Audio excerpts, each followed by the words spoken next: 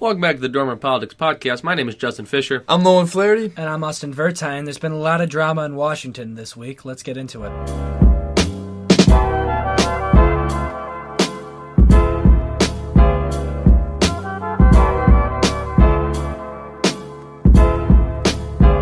Before we get into the drama that has been ensuing in Washington, let us first discuss and applaud the Chicago Bears on winning the NFC North yesterday in a thrilling fashion, winning 24-17 against their chief rival, Green Bay Packers.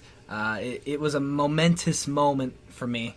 You know, too many times my heart has been broken by Aaron Rodgers and the Green Bay Packers. And to finally win the division in Soldier Field against the Packers is one of the greatest moments of my life to this point. I want to know from Packers fans' perspective, Nolan Flaherty, what was your reaction to yesterday's result? I would say hats off to the Bears. Obviously, they have had a great season compared to the Packers, where Aaron Rodgers has really struggled. And Packers were down 10 points at one point, and it looked like it was going to be vintage Aaron Rodgers. Go down the field. There was about 4 minutes left. Get a touchdown. Be down 3. Make a stop. And give him a chance to win the game. But he threw an interception in the end zone to Eddie Jackson. And pretty much ruined the chances of the Packers having any shot at the playoffs and spoiling the Bears' NFC North championship type game that was for the Bears. So obviously a great season for the Bears. They have a great defense. I'm pretty jealous. At the beginning of the season, when they picked up Khalil Mack, I was one of the people who was saying, like, look, what is he going to do for the Bears? Packers are still going to beat him, but it's clear that he's had a great impact on their season. In Rodgers' defense, I mean, Eddie Jackson can literally pick any ball that he wants. The dude is exceptional at interceptions. And while Mitchell Trubisky played a pretty good game, I mean, hats off to the Bears' defense. I mean, they really contained Rodgers. It was pretty embarrassing to see one of the best quarterbacks in the league in the final 2 minutes of the game had to be pushed back to the 30, and eventually a 45-yard field goal had to be kicked as a result. Yeah, so the Packers really didn't have a shot when it came to the end of the game. They ended up losing by 7, and they got a field goal in the very end. It's a Hats pretty off. impressive field goal. What do you saw the last 2 minutes of the game? That's why you're saying it's an impressive field. Exactly. It was, that was the only portion of the game that I watched. 45 yards is better than. That was his best one this season. Am I wrong? He kicked a 41-yard, a 43-yard, and now this is 45-yard. I'm trying to give as much leeway and credit to the Packers as possible. Justin, we know you love sports ball. I'm a big fan. Sports ball fan over here. Trying my best. But Austin, I don't know what you have to say more about this, but where it rests with me is, look, Aaron Rodgers is a great quarterback. Didn't make some throws all year. He's been struggling. Doesn't make up for the fact that Mitchell Trubisky is below average.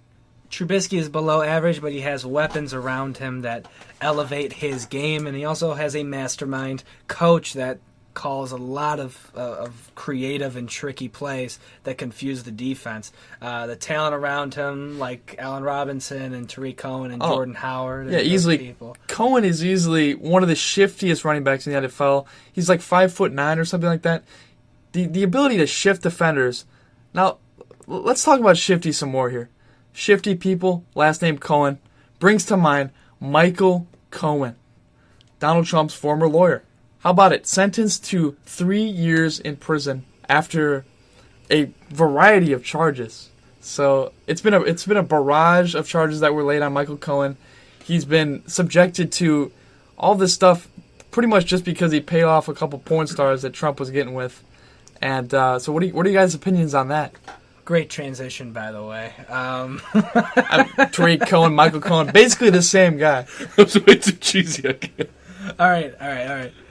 Micheal Cohen. Let's talk about this guy for a little bit, okay? He's been going on an apology tour on all of these cable news networks, talking to George Snuffleupagus about how Snuffleupagus on how apologetic he is and how remorseful he is for his actions. And it's like, dude, we get it. You were getting paid a lot of money to do some shady shit, okay? We get it. You're greedy. If most people had the same opportunities that Cohen did, they would do the exact same thing. These are facts. That doesn't mean that it's right. That doesn't mean that it's legal. Yeah. Let's take a listen from a clip that Micheal Cohen did in a recent interview on ABC, and it just talks a little bit about his interaction with Donald Trump and how he's been taking this whole sentencing process. Just yesterday, the president said if any law was broken, it is Micheal Cohen's fault. He is the lawyer. I never directed him to do anything wrong. Whatever he did on his own. He's a lawyer. A lawyer who represents a client is supposed to do the right thing. He's saying very clearly that he never directed you to do anything wrong. Is that true? I don't think there's anybody that believes that. First of all, nothing at the Trump Organization was ever done unless it was run through Mr. Trump. He directed me to make the payments. He directed me to become involved in these matters, including the one with McDougal, which was really between him and David Pecker, and then David Pecker's counsel. I just reviewed the documents in order to protect him. I gave loyalty to someone who truthfully does not deserve loyalty. He was trying to hide what you were doing, correct? Correct. And he knew it was wrong? Of course. And he was doing that to help his election? You have to remember at what point in time that this matter came about, 2 weeks or so before the election, post the Billy Bush comments. So yes, he was very concerned about how this would affect the election. So we see there that Micheal Cohen, obviously very sorry for what he did. He was pretty remorseful in terms of saying that he accepts the charges that he's made, but he also is free from the reigns of Donald Trump, and he's happy that he made the right decision to go against Trump and sort of make a statement in saying, look, I'm going to do what's right for me, do what's right for the country, and just try to tell my story here on what exactly happened.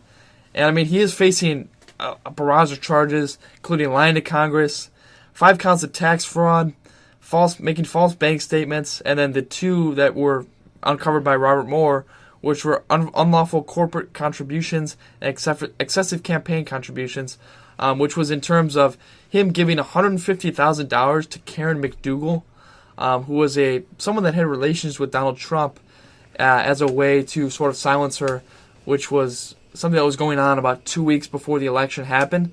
So this was obviously something that was made in regards to try to silence this woman and to make sure that word wouldn't get out that Donald Trump was cheating on his wife. Here's what's going to be interesting, ironic, probably funny to watch about this.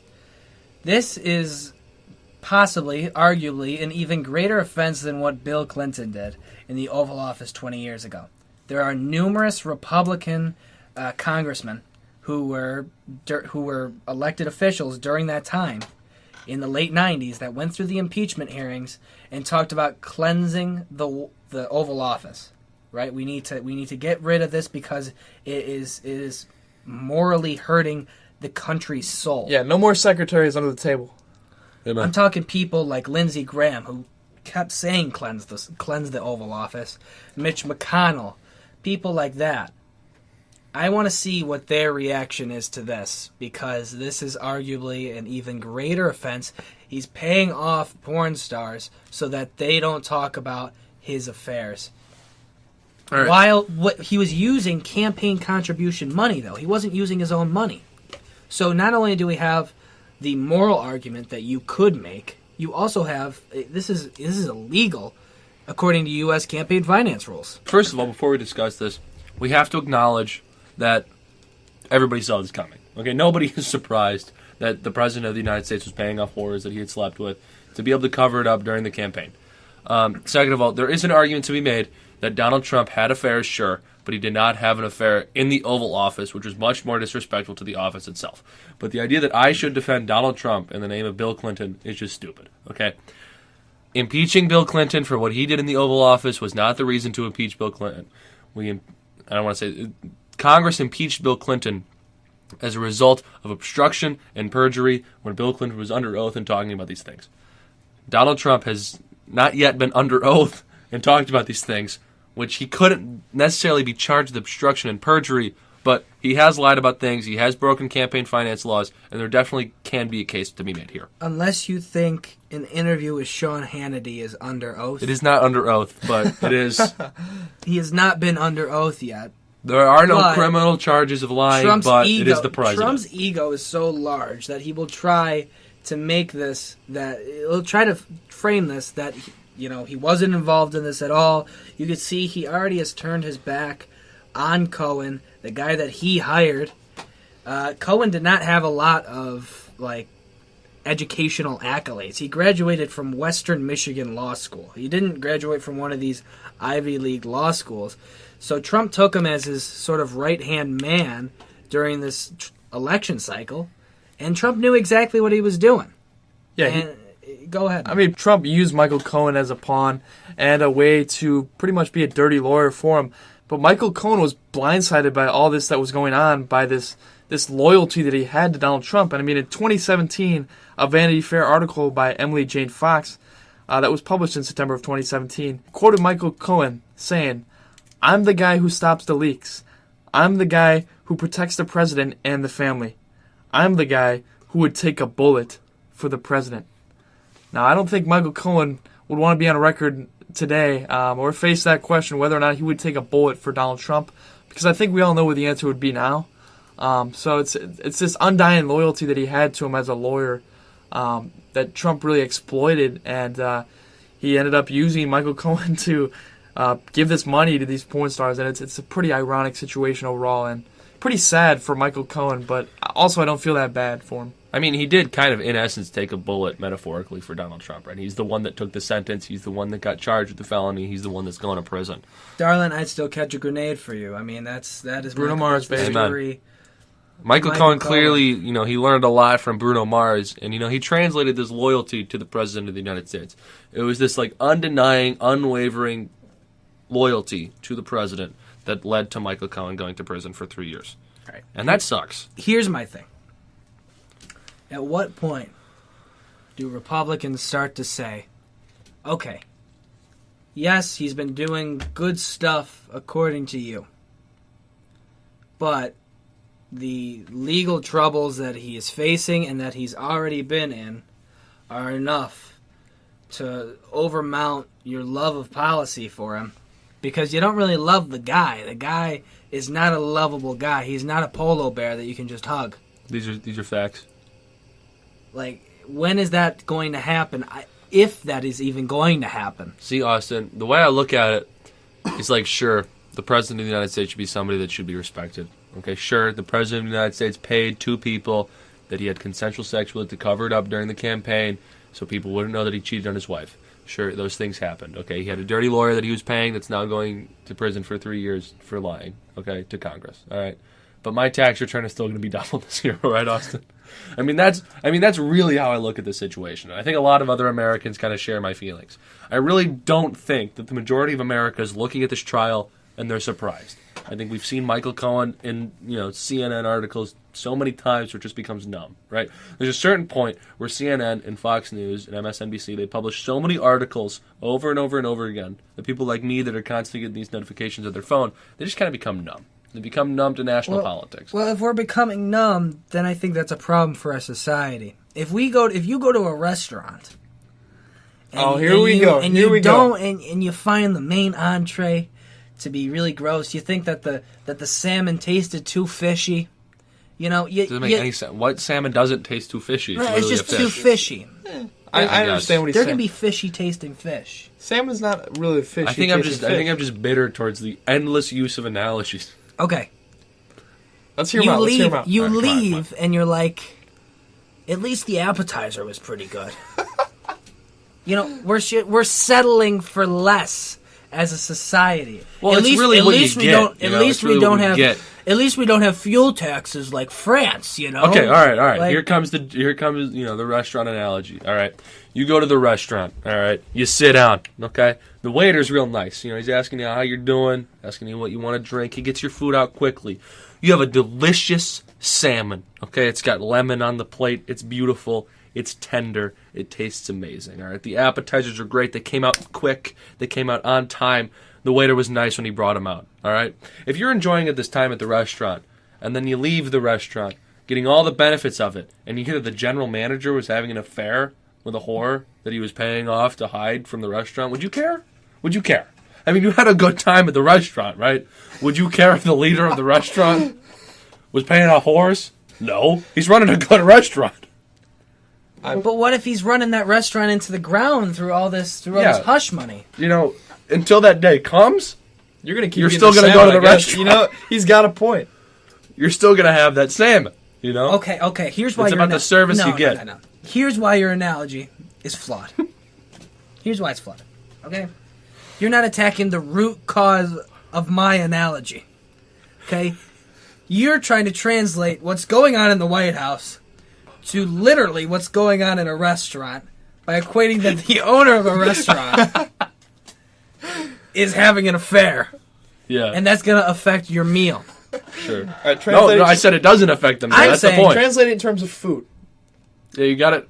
Endless analogies. Wait, Okay, how about someone else's food is like dirty, like someone else's food was not good. That's what you could sort of equate it Yeah, to. but everybody's food is good in the restaurant. You know, we're all having good salmon. Okay, You know? the food might look pleasing to the eye. It might smell good. Sure. You put it in your mouth, and then you're like, ugh, you know? They didn't use any spice whatsoever, you know? This has gone too far. But the appetizer All was right. good. The appetizers were good. Enough of the analogies, okay? The country is doing good, all right? We're in no major conflicts. Unemployment's at 3.7%. The economy is, it's doing good for now. It's doing well for now. Do I care if the president's lawyer was lying to Congress and is going to prison for 3 years? Not really. Well, we'll see if he even You goes see- to prison you for see- 3 years. I mean, although like a lot of opinions are completely subjective, there are quantifiable things to measure whether a presidency is doing well or not. Sure. And what we can see is that income inequality continues to rise. We continue to balloon our military budget. That is leading to Come on. us doubling our national debt that we already had Come on. to begin with Trump's presidency. We are on the roads to a recession. Austin, I'm not going to be Because satisfied Trump until... has had 6 of the 10 worst stock market days in American history. Did you know that? The Dow went down Austin. 400 points. Yeah, okay, I'm Couple days feeling ago. it. It is peaks That's and my savings valleys. account right It's there. sink or swim in this market, baby. And this is not a sustainable economy that Trump is currently running. Austin, okay? basically, I'm not going to be satisfied, all right, until the military budget is 100% of our GDP. Okay? I'm just saying. New owners of the restaurant, they haven't changed much. They've actually made it worse. They're cutting costs. They're not making it better. They're making it worse. And that's what Trump's doing. Hey, who said cutting costs was a bad thing in a restaurant, all right? Hey. The equivalent of cutting costs to the American government is Trump raising the military budget and cutting taxes at the same time. Oh, that's the most perfect combination I've ever heard you say in your life. Give me more of that. More of that. You need... Well, look, I hope that restaurant provides water, like most restaurants should, because His analogy. there was a 7-year-old girl on the border, the U.S.-Mexico border, All right, this is sad. who couldn't get water. I mean, she was plagued by dehydration and eventually died on her way to one of the immigration centers. And I think she was in the center, right? no, she was actually on a bus, and she was falling ill, passed out. When they got her to the center, pronounced her dead. And I mean, that's just one of the saddest stories we've seen in a long time. And it's really gotten a lot of people energized about this. How do we handle this immigration problem? It's obviously a huge problem on the border. So what are we gonna do? Why can't we get people water when they come to the border? It was a very, very upsetting scenario. Okay, the 7-year-old girl, she's 7 years old. She doesn't necessarily know what's going on. She definitely did not deserve to die, okay? But I do think that Border Patrol did put out a good statement, and I think they were shit on for it. I think they were, unnecessarily shit on for this statement. Basically, they said, this girl did not deserve to die, but we have warned time and time and again, do not cross the border illegally. It's one of the most dangerous things you could possibly do, not because of Border Patrol, because it's like literally endless desert in the border, and you are at risk of death. Yeah, That's but why also, they bring water. So, and okay. also, does that girl have a choice to cross the border? I mean, No, it's not this really is- her. So I mean, you really have to choose who to blame. Okay, is it Border Patrol's fault for giving her bad care on the bus ride over? Possibly, but I mean, the root cause of the problem is that her parents chose to cross the border illegally, and her parents should be held responsible for the death of the girl. I'm going to tell you an allegorical story. Okay, this comes from the 19th century. So there was a group of monkeys at a zoo. This has started off great. Oh, this is good. I don't know this. And they were throwing their feces at the paying customers of this zoo. Okay. And the paying customers got upset. So the zookeepers started to hold bananas on the fence of the zoo. Okay. And these monkeys were asking for the bananas. Can I ask you a real quick We need the clarification bananas. question? Are you making this up as you go, or is this a story you've read before? It's an allegorical story. Yeah, but is it a story? Are you making this up as you go, or? I've heard this story. Okay, all right, keep going. You heard it through the grapevine, evidently. I don't have it memorized. All right, anyway, the bananas are on the fence. All right, they're holding the bananas over the fence, right? And there's this deep pit where all the monkeys are. Sure. And the monkeys are pleading, we're starving. We're starving. We haven't had food in days, Sure. And the zookeepers are just holding the bananas. That is the equivalent of what happened on the border, okay? But the difference is that these illegal immigrants, these undocumented immigrants... Illegal aliens. I'm not going to say that. These people that are coming over the border, they're not throwing shit at America. They're not. They're providing economic stimulation. They're taking jobs that normal Americans don't. They're leaving a horrible situation, unlike the monkeys. So why does America have to be the zookeeper to do that to them? Well, hold on. All right. Why does America have to be cruel in that way when we can be a beacon of hope and we can be a beacon of moral... All right, Austin. I got to know where to go. I don't know where I'm going if I don't have a destination, okay? So, are you advocating for open borders? I'm not advocating for open borders. It sounds like. No. It really sounds like. Let's go back to the allegorical story. There's a Can we compromise just talk to in this. reality? We don't have to... I mean, the monkeys could keep throwing poop. The zookeepers could keep Wait, hold on. holding the bananas You're saying hostage. there's a compromise to this, so where is your stance that we have to meet in the middle from? I don't know where to go if I don't know where I'm going. Here is what I believe. I do not believe in open borders because open borders is going to create a problem economically where wages are going to be lowered because there's too many people of lower labor that are going to come in and stagnate people's wages in this country. So at the border, But I'm also saying that I've seen far too many studies that say immigration is a benefit to the American economy. I'm not going to fall for nativism, and I'm not going. We've fallen for it before in this country. I'm not going to make that mistake because I don't believe in it. Right. I don't believe in a border wall. So where's your stance? $5 billion. Who do you say no to and who do you say yes to in coming into the border? I believe that there is a compromise here. I believe that we do increase. We increase border patrol and we increase border protections without the wall because the wall is too expensive and it's a bad look on America. And without sending U.S. military to tear gas individuals as well. I don't think that's a necessary measure by any means. So, okay, you can stop illegal immigration there, right? Yeah. I'm okay with that.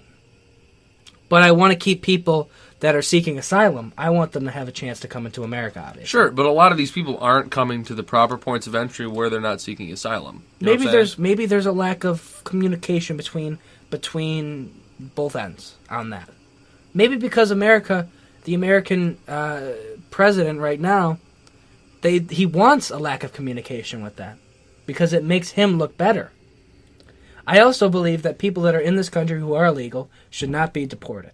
That's the other part of my solution. Amnesty. I believe that there should be a path to citizenship for these people. Well, I just think currently there is a path to citizenship for these people. There is a path to citizenship, but it's definitely too difficult. I mean, you see people taking 10+ years to become a citizen, Sure. which I don't necessarily think is correct. At least 5 years, or if you've served your, not served your country, but been a hardworking individual in the country. I don't understand why you could not become a citizen. But all of this is causing this sort of looming government shutdown again. If you're an illegal immigrant, you cannot become a citizen in this country. No, you can't. No, you have to come in. Well, there's different processes. You'd probably be deported if you. Well, Yeah. it depends. Under current laws, if you came into the country legally, you cannot become a citizen. You'd have to be deported. To become a citizen, you'd have to come in on visa, and then you'd have to get your green card, and then you'd have to apply for your citizenship. If you came through asylum, it'd be the same process. I'm not one of these. Step after step. Yeah, it's just a very long step a very long process to become a citizen. I believe that there should be a path to citizenship for people that have been in this country. That's not a Maybe bad you put argument. you put a time if you've been in this country for 5 years plus. Maybe you go to the generation route, right? That's what the whole point of the Dreamers thing was that Obama put through. That children of illegal immigrants, anchor babies, they shouldn't be punished for their parents' actions. And I think that they've only known America. So I understand where you're coming from. A lot of these people who came into the country illegally, especially when they're children, they didn't necessarily have a choice. They don't necessarily speak their native language. They're kind of fluent in English only now. You know, they're used to our culture. They're a part of our culture. They're contributing to our society, so on and so forth. So I understand where you would want to give those people citizenship. But at the same time, when you look at a different side of the story, where you see these people that are immigrants, that went through the process, took 8 to 10 to 12 years to become a citizen, and then you make people that came into the country illegally a citizen? Like, how is it supposed to make a person who took all that time to become a citizen, and they realize they wasted that entire time and all of that money? It's definitely a good point. I mean, a lot of those people that have become immigrants and they're watching this big illegal immigrant wave come together are actually on the right. I mean, a lot of them are supporting Republicans because they don't like that some of the illegal immigration is happening, because they prefer a scenario like their own where they worked hard just personally coming into the country legally. And we've seen them a lot of, I wouldn't say a lot, but a good amount of support from those immigrants for Donald Trump. Yeah, it's a lot of hard work. It costs a lot of legal fees to become a citizen eventually. And to be honest, if I was put in that position and I saw, you know, a lot of illegal immigrants get amnesty as a result of an executive order, that would really frustrate me. Well, overall, I think we just don't want to see the situation spiral out of hand where it can cause a government shutdown. I mean, this is what's looming over. Donald Trump's been asking Congress for $5 billion for the border wall. His own Republicans aren't supporting him, but nobody wants to be the big guy and just step up and tell him, look, this wall's not going to happen. So it's going to be continuing. It's going to be something that he continues to request for, and hopefully we can avoid any government shutdown as a result of it. But we want to thank you guys for tuning in today, and we are happy to be back after a 2-week absence, and we're looking to get back on a regular schedule. But obviously, with the holidays coming, we'll let you know when the next podcasts are going to be out, and we'll keep you updated on the upcoming news. So thanks for listening to Dorm Room Politics. I'm Nolan Flaherty. I'm Justin Fisher. And I'm Austin Vertine. Have a happy holidays. Merry Christmas.